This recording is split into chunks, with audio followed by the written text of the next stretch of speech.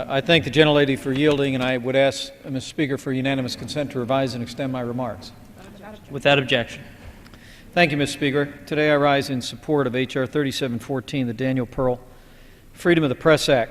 I do with a profound sense of privilege and gratitude to those who've gone before me on the floor today. To Chairman Berman of California, to the ranking member, Ms. Ross Laitman of Florida. Your partnership on behalf of a free and independent press on the world stage should be an inspiration to every American looking on these proceedings.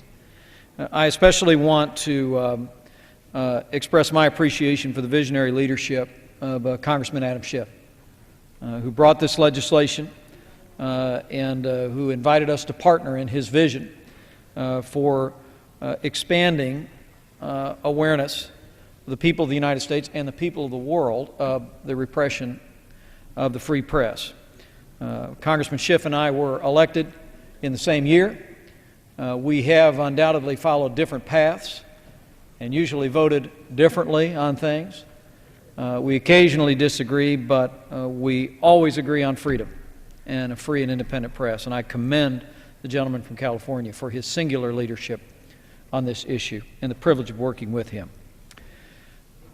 It is altogether fitting, as the gentlelady referred earlier, though, that I should do so not only during this debate, but also in anticipation of the debate of the next legislation, a bipartisan measure known as the Iran Refined Petroleum Sanctions Act, to specifically point out the abuses of the regime in Iran and express my strong support for H.R. 2194 as well in the midst of this debate.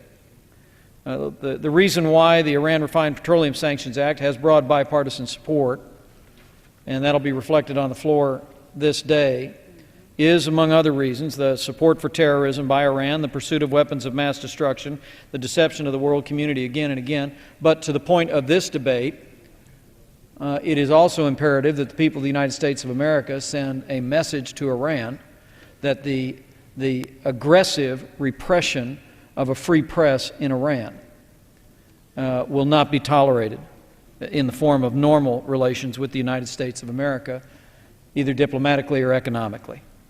At this point, the Committee to Protect Journalists reports that there are some 23 journalists in prison in Iran.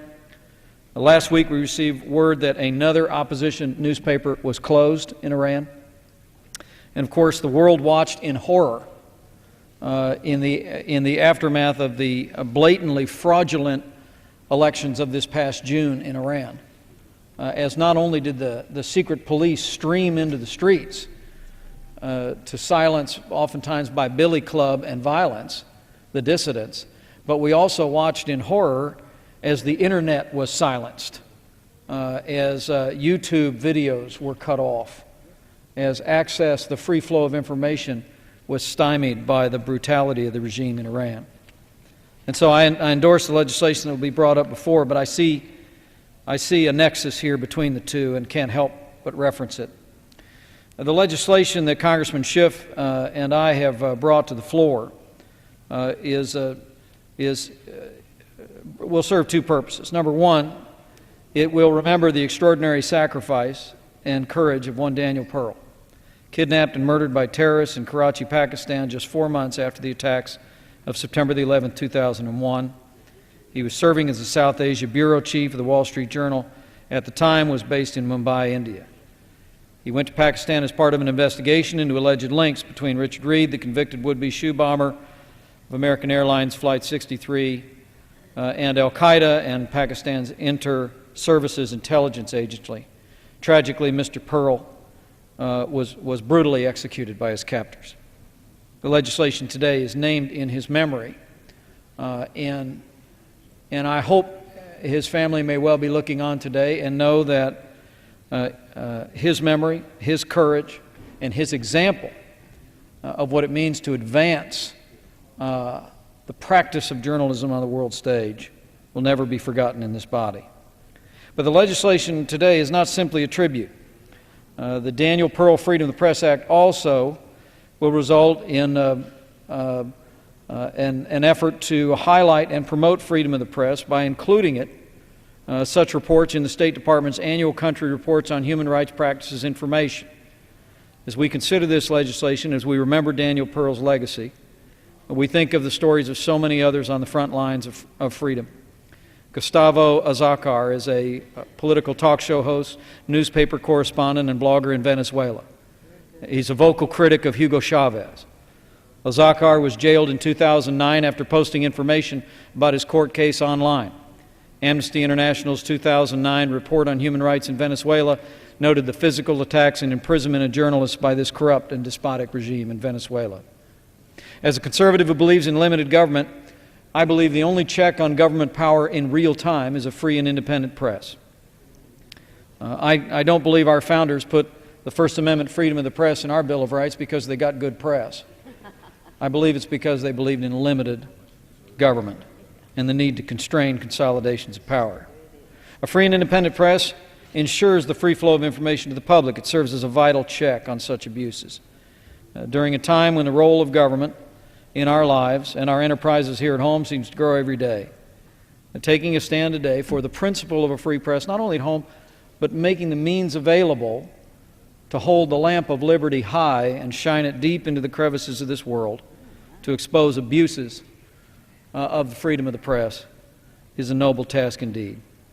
So I rise today in support of this legislation. I commend Chairman Berman and Ranking Member Ross Layton for their bipartisan leadership. I commend the gentleman from California, Congressman Adam Schiff, for his visionary leadership in bringing this legislation to the floor. And more importantly than that, I salute the bravery of reporters like Daniel Pearl and Gustavo Azacar and press outlets around the world who day in and day out stand in the gap, oftentimes risking their liberty, and in the case of Daniel Pearl, in fact, risking his life to do the work of a free and independent press in the world. I urge those in that service to stand firm and to take heart and to know that those of us in public life, those of us in public service also understand that those who serve in the world of journalism are also in the business of public service. I urge this Congress to stand in solidarity with those on the front lines of the worldwide fight for the freedom of the press, and I urge support for the Daniel Pearl Freedom of Press Act and the legislation that will follow. Thank you, and I yield back the balance of my time.